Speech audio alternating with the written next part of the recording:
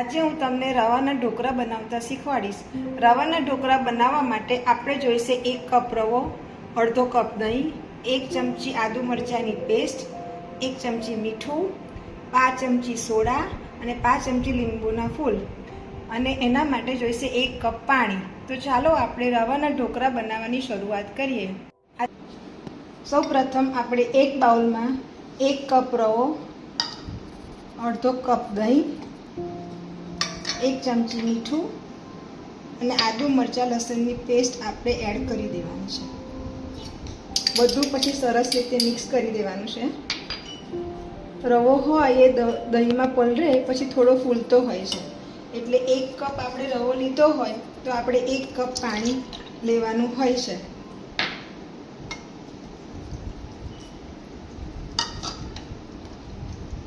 આ બધું સરસ રીતે મિક્સ કરી અને આપણે એને 15 મિનિટ માટે ઢાંકીને રહેવા દઈશું।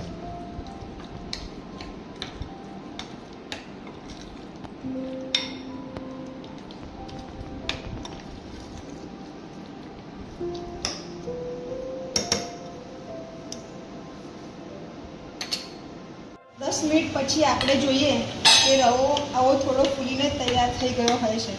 ઘણો રવો છે ને ઓછું પાણી પીતો હોય છે, એટલે પહેલાં આપણે પોણો કપ જ પાણી રેડીશું અને પછી આપણે એની અંદર થોડું પાણી ઉમેરીને આવું ખીરું તૈયાર થાય એવું આપણે તૈયાર કરીશું। ત્યાર પછી એક બાજુ ગરમ પાણી મૂકીશું અને એની જે ઢોકળાની થાળી હોય છે એને તેલથી ગ્રીસ કરી છે એને આપણે અંદર મૂકી દઈશું।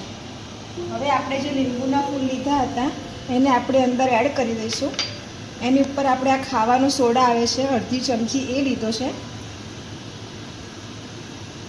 અને એની ઉપર થોડું પાણી રેડી દેવાનું, એટલે સરસ આવું ફર્મેન્ટેશનનું થશે। પછી એને ફાસ્ટ હલાવી દેવાનું ફટાફટ અને પછી આવી રીતે સરસ રીતે એને મિક્સ કરવાનું છે।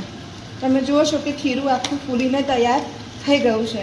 એને બહુ હલાવવાનું નથી, થોડુંક હલાવી અને પછી તરત જ આપણે એને થાળીની અંદર પોર કરી દેવાનું છે।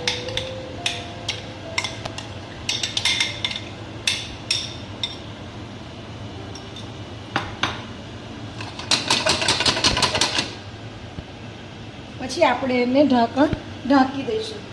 10 મિનિટ સુધી આપણે એને થવા દઈશું।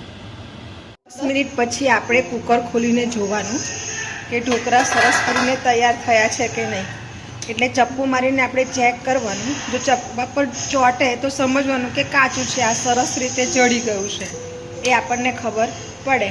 હવે આપણે ગેસને બંધ કરી દઈશું અને ઢોકળાની થાળીને બહાર 10 મિનિટ માટે ઠંડી કરવા મૂકી દઈશું।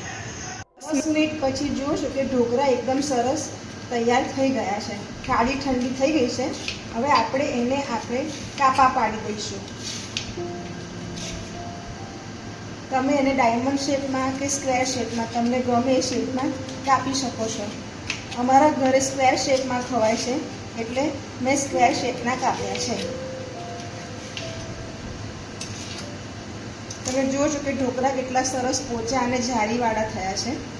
અમારા ઘરે ઢોકળા ઉપર વઘાર રેડીને અમે ખાઈએ છીએ, એટલે હું તમને વઘાર કરતાં શીખવાડીશ। સૌપ્રથમ આપણે ગેસને ચાલુ કરીશું અને થોડું તેલ અંદર મૂકીશું।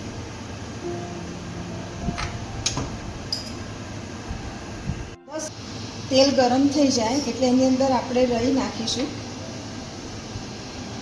રઈ થોડી તતડવા આવે એટલે આપણે એની અંદર તલ, 1 લીલું મરચું અને થોડા લીમડાના પાન એ આપણે અંદર એડ કરીશું। સરસ તતડે રહી પછી આપણે એ વઘારને આપણે આની ઉપર રેડી દઈશું।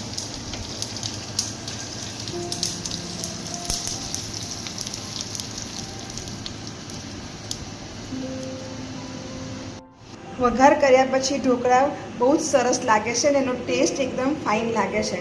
તમે જોઈ શકો છો કે ઢોકળા કેટલા સરસ સોફ્ટ અને જારીવાળા થયા છે। તો તમને જો મારી આ રેસીપી ગમી હોય તો કઝિન્સ રસોઈને લાઈક અને સબસ્ક્રાઈબ કરવાનું ભૂલતા નહીં।